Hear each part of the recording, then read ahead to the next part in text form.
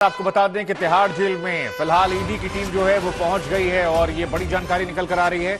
मनीष सिसोदिया तिहाड़ के अंदर मौजूद हैं और तिहाड़ उनसे सवाल जवाब करने के लिए ईडी की टीम पहुंच गई है। श्रेया चटर्जी मेरी सहयोगी ज्यादा जानकारी के लिए तिहाड़ जेल के बाहर से मौजूद हैं। श्रेया, तिहाड़ जेल कहा जा रहा है कि ईडी की टीम पहुंच गई है, कितनी सदस्यीय टीम है और कितनी मुश्किल बढ़ने वाली है मनीष सिसोदिया की ईडी की विशेष अधिकार को देखते हुए? देखिए 10 मिनट पहले ईडी की टीम जहां पे हमने देखा कि 2 ऑफिशियल्स बैठे हुए थे, वो ठीक इसी 3 नंबर गेट से अंदर गए हैं। तिहाड़ जेल नंबर 1 में मनीष सिसोदिया अभी अंदर बंद है और यहीं पे ईडी उनसे पूछताछ करेंगे। ये बताना बहुत जरूरी है कि कोर्ट से उनको 3 दिन का परमिशन मिला है।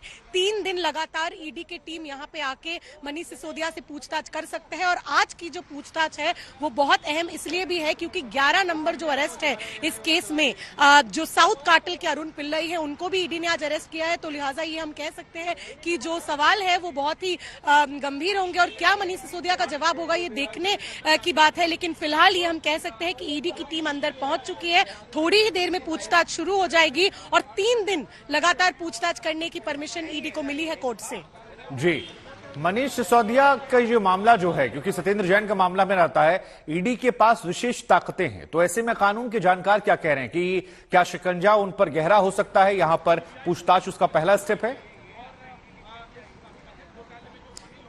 देखिए बिल्कुल, क्योंकि अगर हम इन्वेस्टिगेशन के आईने से देखें तो सीबीआई का जहां पे इन्वेस्टिगेशन करप्शन चार्जेस को इन्वेस्टिगेट करना होता है, उसी तरफ ईडी का काम है कि जो मनी ट्रेल है उसको इन्वेस्टिगेट करे। और जहां तक हमें पता चला है कि ईडी के ऑफिसर्स के पास ऐसे कुछ दस्तावेज है, ऐसे कोई एविडेंस है जिसमें डायरेक्टली मनीष सिसोदिया की तरफ इशारा जा रहा है कि जो अनड्यू एडवांसेस है, जो किकबैक्स है, वो कहीं ना कहीं मनीष सिसोदिया ने भी खुद उन्होंने लिया है। और इसी मामले में इन्वेस्टिगेशन करने के लिए आज ईडी उनसे पूछताछ करेगी। कई ऐसे लोग जो ऑलरेडी अरेस्ट हो चुके हैं, उनकी कई प्रॉपर्टीज अभी तक ईडी ने अटैच कर ली है, लेकिन क्या और इस केस में जानना बाकी है। इस वजह से हम देख रहे हैं कि आज ईडी मनीष सिसोदिया से पूछताछ करेंगे और मनी ट्रेल जो है उसके हिसाब से कहां किसको पैसा गया है, कब गया है, इस सारे मुद्दे को लेकर आज पूछताछ करेंगे एनफोर्समेंट डायरेक्टरेट मनीष सिसोदिया से। जी, अब आपने ये बताया, यहां पर ये नॉर्मली जो पूछताछ होती है वो कितनी देर की हो सकती है और क्या सवालों की फहरिस्त हो सकती है? पिछले एक्सपीरियंसेस क्या कहते हैं कि जब ऐसे मामलों में पूछताछ हुई है तो कितनी लंबी चली है? और बार बार मेरा सवाल वही है कि सीबीआई के बाद क्या ये जो ईडी की एंट्री है ये मुश्किलें बढ़ाने वाली? क्योंकि सत्येंद्र जैन के केस में जब ईडी की एंट्री हुई थी उसके बाद से अब तक वो जेल में बंद है। देखिए बिल्कुल, ईडी की जो प्रोसीडियर है ये हम हो सकता है कि ईडी इस पूछताछ के बाद मनीष सिसोदिया की कस्टडी के लिए भी कोर्ट में अपील करे, तो ये पॉसिबिलिटी है क्योंकि सीबीआई ने अपने कस्टडी में लेके मनीष सिसोदिया से पूछताछ कर लिए हैं। नेक्स्ट 15 दिन तक उन्होंने ठीक है श्रेया, आप हमारे साथ बनी रहिए। मेरे साथ मेरे एक और सहयोगी अरविंद जुड़ गए हैं, उनके पास कोई जानकारी। अरविंद, आपके पास क्या नई जानकारी? और साथ ही बार बार सवाल हम ये पूछ रहे हैं कि मनीष सिसोदिया की मुश्किलें यहां कितनी बढ़ने वाली हैं जब ईडी की ऑफिशियली एंट्री हो गई है?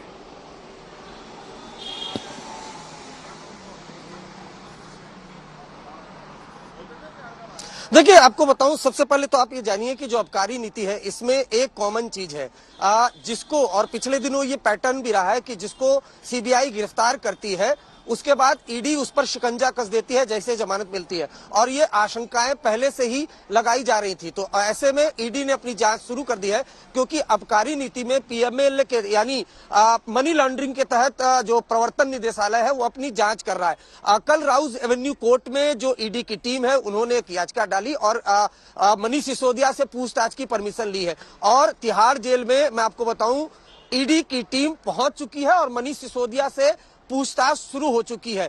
ईडी की टीम ये जानने की कोशिश करेगी कि जो साउथ का कार्टेल है वो कैसे इस आबकारी नीति में आया, उसको लेकर पूछताछ होगी। लेकिन हाँ, आपको ये भी बता दूं कि ईडी ने एक चार्जशीट दाखिल की थी और उस चार्जशीट में खुलासा किया था कि मनीष सिसोदिया समेत कई ऐसे आरोपी थे जिन्होंने अपने मोबाइल को डिस्ट्रॉय किया था, कई सिम कार्ड उन मोबाइल में चेंज किए थे। ये ऑनगोइंग जो इन्वेस्टिगेशन था उस दौरान ये पूरी घटना हुई थी और इसको बकायदा चार्जशीट में मेंशन किया था।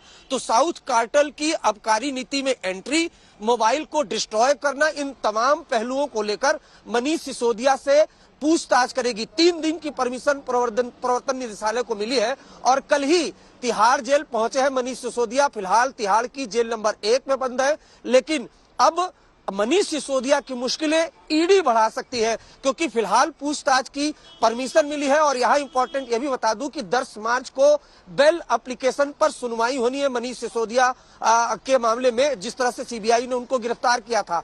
तो सीबीआई की पहले एंट्री और ईडी की एंट्री से मनीष सिसोदिया की मुश्किलें और बढ़ सकती है। शुभांकर जी, आपने महत्वपूर्ण बात बताई कि एक बार जरा हमारे दर्शकों का बताइए कि सीबीआई से इतर कैसे ईडी के पास विशेष अधिकार होती है और कैसी विशेष अधिकार से कैसे सत्येंद्र जैन पर शिकंजा कसा गया था, क्योंकि उनके पास स्पेशल पावर होती है कई सारी। तो जरा उस बारे में समझा दीजिए कि सीबीआई जो है उससे इतर ईडी की ताकत कैसे ज्यादा है।